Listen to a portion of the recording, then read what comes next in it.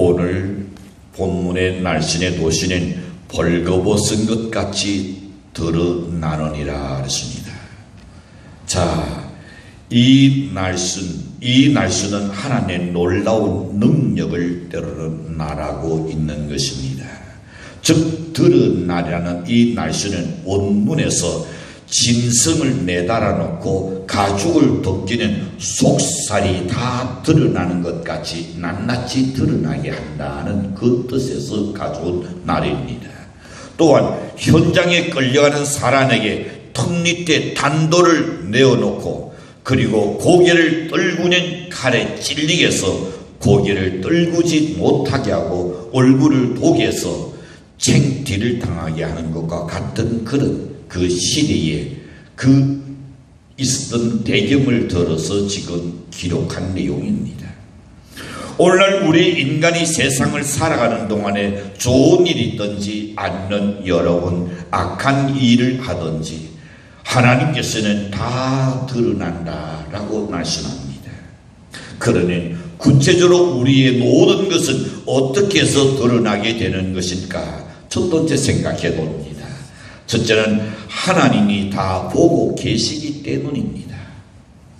열왕기하 88장 3절에 보시는 히스기야가 그 조상 다윗의 모든 행위와 같이 여호와 보시기에 정직히 행하여 그랬습니다.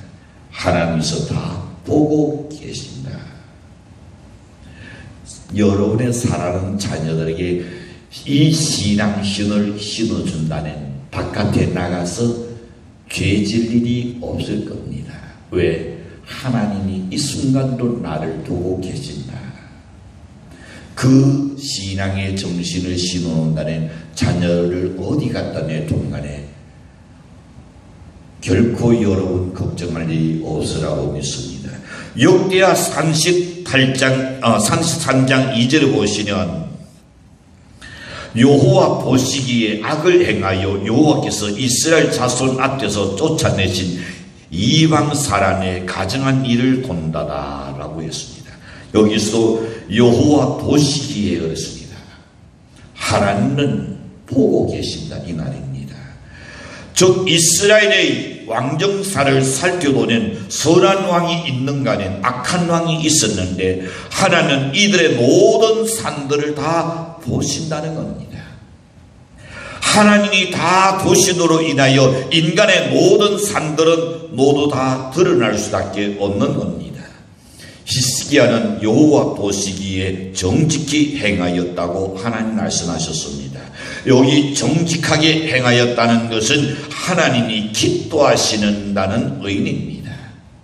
하나님이 기뻐하시는 대로 산 사람은 하나님께 모든 사정을 아뢰고 하나님의 뜻을 따라 사는 사람입니다. 그 결과로 어떻게 될까요? 정직한 왕에게는 부귀와 영화를 하나님이 주셨습니다. 형통케 하셨습니다. 나라에 태평 세월이 오도록 나라에 평안을 주셨습니다. 기도에 응답을 주셨습니다. 국가의 안전 등을 허락해 주신 것을 볼 수 있습니다. 선한 왕이 들었으면 나라의 국가의 안정이 생기고 나라가 평안해지며 부귀 영화를 누리게 된다 그랬습니다. 그러나 악한 왕은 어떨까요? 하나님의 뜻을 따라 살지 아니하려고 생각합니다. 하나님께서 원치 않는 것만 골라가면서 행합니다. 산당을 짓습니다. 우상을 숭배하는 등 하나님이 미워하시는 일들만 행하였더라 그랬습니다. 그래서 하나님은 채짓의 방편으로 외적이 쳐들어오게 하셨습니다. 구약 역사에 보시지요. 꼭 외적이 쳐들어오게 해서 여러 가지 순환을 겪게 만듭니다. 도로로 잡혀가게 하는 등 멸시와 천대를 닦여서서 삶을 곤고하게 만드셨던 것을 봅니다. 악한 왕들 중에는 오랫도록 왕위를 이어간 사람도 없잖아 있습니다. 그러나 하나님은 이들도 하나님의 뜻을 이루는 하나의 도구로 사용하신 것을 볼 수가 있습니다. 잠언 16장 4절에 보시는 여호와께서 온갖 것을 그 씌우는 적당하게 지으셨나니 악인도 악한 날에 적당하게 하셨느니라. 다시 말하는 하나님의 자녀들이 하나님의 뜻대로 살지 아니하고 하나님이 원치 아니하는 길을 걸어가게 되는 그 나라에 악한 왕을 세우고서 그로 하여금 삶이 뒤태하게 만들고 나라가 위기에 처하게 만들어서 다시금 하나님께 돌이키게 하는 하나의 악한 도구로 썼다 그랬습니다. 하나님은 악한 것도 역사의 종말 때까지 그대로 두셨습니다. 그의 뜻을 이루는 귀한 도구로 또한 쓰시는 겁니다. 그러므로 오늘날 우리의 인간은 세상을 살면서 하나님은 항상 우리를 보고 계신다는 것, 이 사실을 믿으시기를 축복합니다. 그렇습니다. 하나님은 태중에서도 이미 우리를 아셨다 그랬습니다. 어머니 노태에서 내가 잉태하기 전에 하나님은 나를 아셨다고 시편 22편 10절에서 말씀합니다.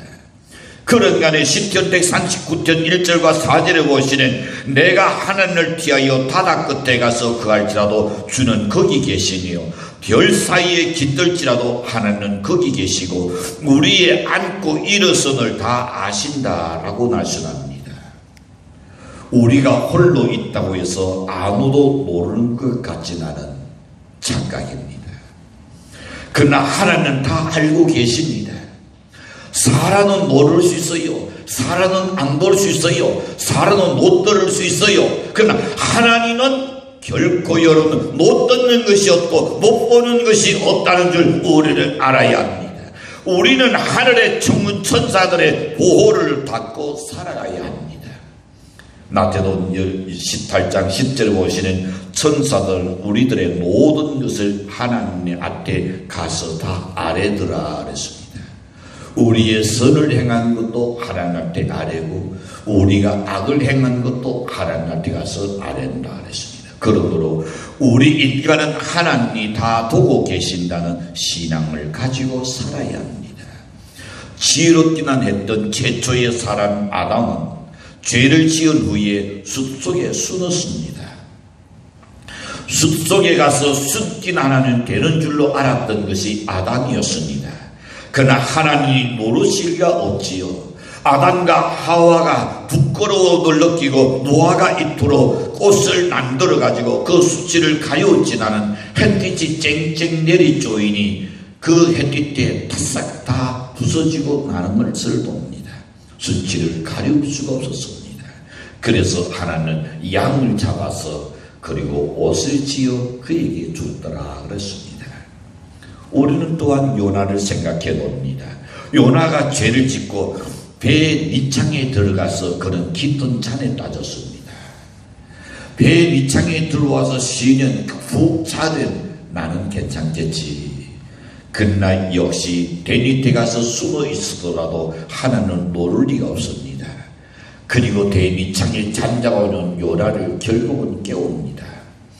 지옥과 같은 순환을 겪은 후에야 물고기 대 속에서 그는 회개하기 시작합니다. 회개한 후에 하나는 다시 그 물고기로 하여금 요나를 토해내게 만들어서 그에게 사명을 감당하게 하셨던 것을 볼 수가 있습니다. 이와 마찬가지로 하나님은 모르는 것이 하나도 없습니다. 그러므로 우리는 모든 것이 다 드러난다는 사실을 인정하는 연례시기를 축도합니다. 우리들의 선행도 아십니다. 연애 악한 생각도 아십니다. 연애 어떤 개인의 사사로운 일들까지도 하나님은 선악간에 다 보고 계시고 알고 계신다는 것. 그래서 숨은 것이 장차 드러나지 아니할 수 없다 그랬습니다. 두 번째 생각해 봅니다. 우리의 모든 삶이 행위록에 기록된다고 성경은 기록합니다. 하나님의 행위록에 기록되어 있기 때문에 우리의 모든 행위는 다 드러나는 겁니다. 하나님의 심판 때가 반드시 온다는 것을 말씀합니다. 요한상서 1장 11절에 보시는 사랑하는 자여 악한 것을 본받지 말고 선한 것을 본다더라. 선을 행하는 자는 하나님께 속하고 악을 행하는 자는 하나님을 배우지 못하노니라. 계시록 20장 12절에서 거듭 날씬합니다.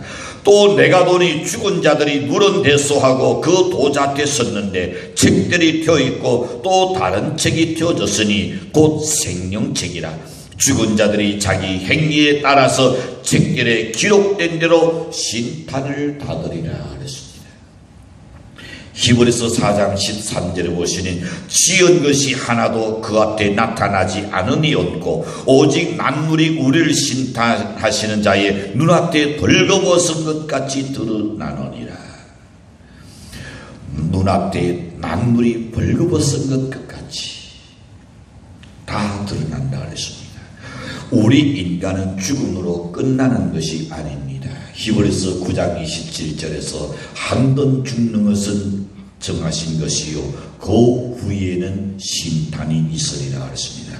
죽은 후에는 선과 악 간에 하나님의 심판이 기다리고 있다는 것을 우리에게 일러줍니다. 계시록 21장 8절에서도 말씀합니다. 예수 그리스도를 믿는 자는 천국으로 가고 예수를 안 믿는 자는 지옥으로 간다는 것을 명시해 놓았습니다. 그러므로 우리가 알 것은 뭡니까? 우리의 허물과 죄를 하나님 앞에 다 고백하는 겁니다. 그러는 요한일서 1장 9절 말씀같이 우리의 죄를 고백하는 그는 믿으시고 오히려 우리 죄를 사하여 주시고 우리를 깨끗하게 해주신다라고 말씀합니다. 행위록에 기록된 것을 지우는 방법은 다른 것 없습니다. 예수 그리스도로 말미암아 회개하는 그 길밖에 없는 줄로 믿습니다. 회개란 뭡니까? 지난날의 잘못을 뉘우치고 돌이키는 것이 회개입니다. 잘못된 나라, 부정한 나라에 속했던 사람이 질서의 왕, 정의의 나라, 평화의 나라로 돌아와서 새로운 왕을 섬기기로 뜻을 정하는 겁니다. 이분이 누굽니까? 만왕의 왕이신 예수 그리스도시요 하나님이신 줄로 믿습니다. 그러므로 누구든지 회개하고 주 예수를 영접하는 생명책에 그 이름이 기록되고 행위록에 있는 죄악들을 깨끗하게 하나님이 용서하시고 씻어주신다고 말씀하셨습니다. 루트는 이렇게 말합니다. 회개하고 예수를 믿는 순간 마치 칠탄의 글씨가 예수님의 피 묻은 손이 싹 지워지는 것과 같다 했습니다. 그만큼 여러분 회개가 중요한 겁니다. 시간이 지나가는 모르겠지 사람은 혹 잊어질 수 있을 겁니다. 하나님은 잊지 않은 줄로 믿습니다. 여러분 두둑아래도 한번 남자가 큰 실수를 해서 잘못했다고 가정해 봅시다. 미안하다, 잘못됐다, 용서를 빌고 그리고 어떻게 가정을 부인은 참고 그리고 지나갑니다. 세월이 조금 흘렀습니다. 이제는 잊었겠지 하고 여러분 또 아무렇게나 행동해 보십시오. 여자가 잊어버렸는지 과거가 잊어버렸는지 한번 생각해 보십시오. 그러면 다시금 필린처럼 쫙 나옵니다.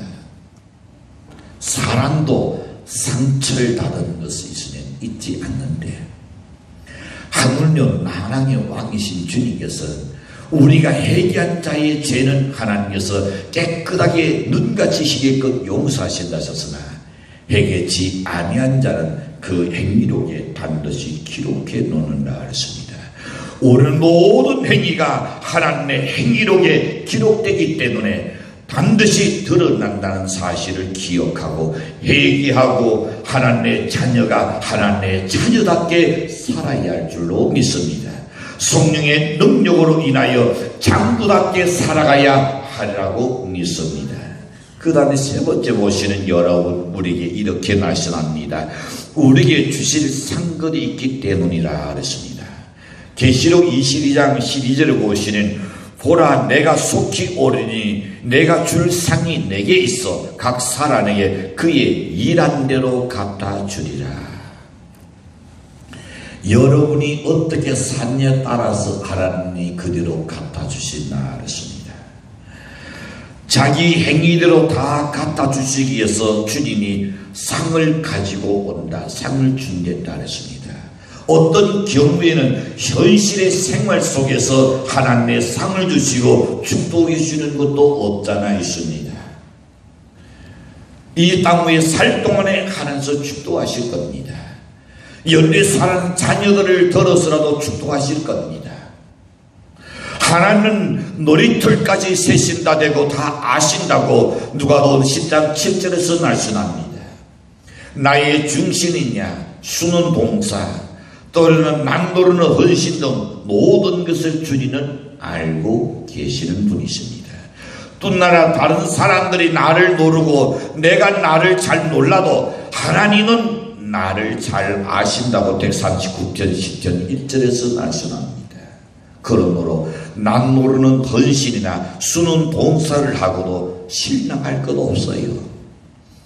때로는 오해를 받고 미움을 받아도 하나님은 내 사정을 다 아시기 때문인 줄로 믿습니다. 이것을 알면 남 모르는 용기가 그 속에서 생기고 담력이 생길 줄로 믿습니다. 어떤 성도가 두 논인의 단대를 무릅쓰고 서로 사랑하기 때문에 그 남자와 결혼하게 되었습니다. 참 행복한 순간이었습니다. 그런데 세월이 지나 이제는 그 남편이 마음이 변신해 버렸습니다. 그리고 보기 싫다면서 아내를 때로는 구박하고 때로는 굿하는 일까지 일어납니다. 너무 마음이 아파서 한때는 내가 부모님이 거절할 때에 날릴 때에 내가 하지 말걸. 왜 내가 우겨서 결혼해서 내가 이렇게 지금 당해야 하나. 지나간 일이 지나는 후회도 해보고 너무 답답하여 어느 목사님을 찾아갔었습니다. 자기가 성리는 목사님을 찾아가서 목사님에게 어떻게 하면 좋겠느냐고 지금 상담했습니다. 목사님께서 한순간 침묵을 지키시더니 이렇게 말씀합니다. 아무도 도와주는 사람이 없고 당신의 아픔과 고통을 알아주는 사람이 없지만은 하나님은 다 알고 계시니 그 하나님께 낱낱이 보고하세요. 그것이 해답이었습니다.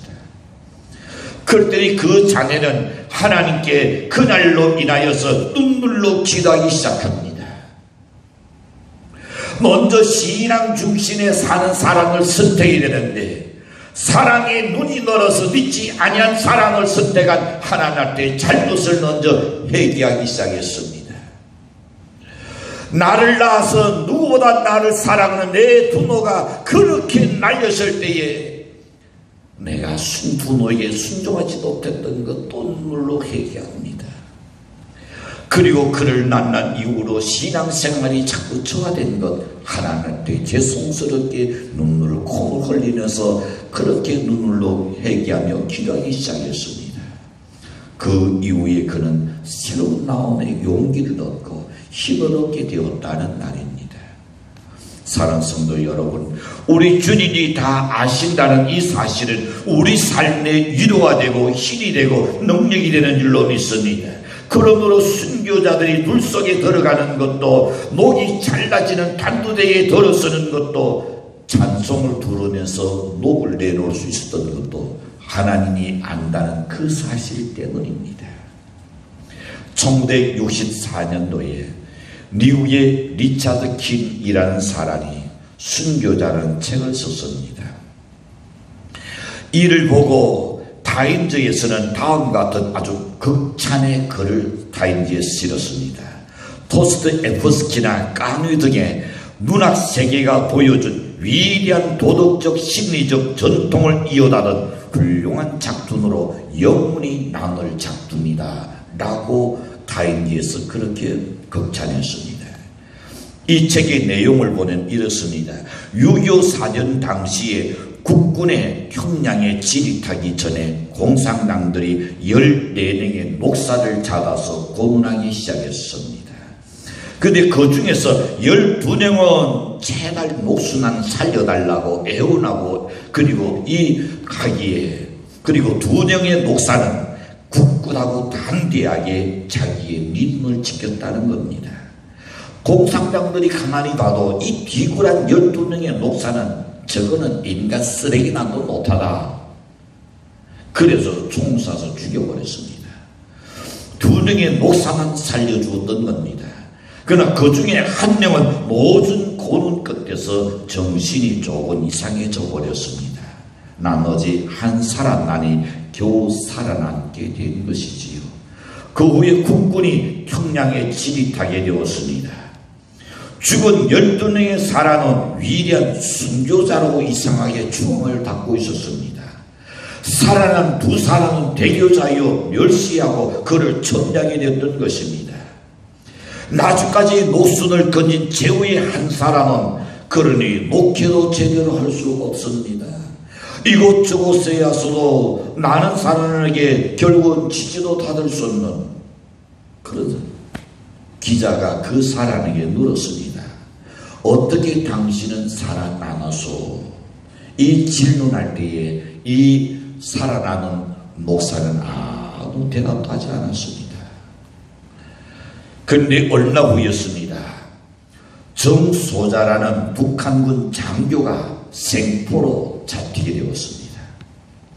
그는 12명의 목사를 사살한 바로 주동이었습니다.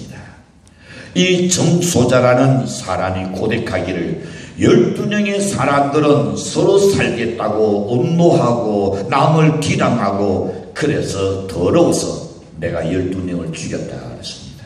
그런데 나머지 두 사람은 얼마나 신앙이 뜨거운지 그들의 신앙에 자신이 감독했다는 겁니다.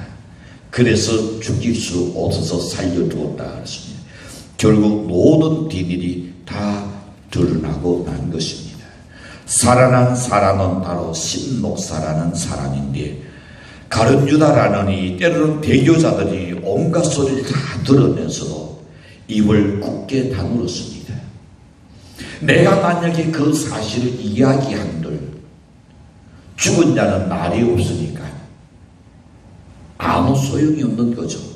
그리고 12사람은 지금 대단한 순교자라고 지금 추앙받고 있는 그런 상황에 내가 진실을 이야기하는 그리 어찌 될까? 그래서 입을 다물고 있었다는 겁니다.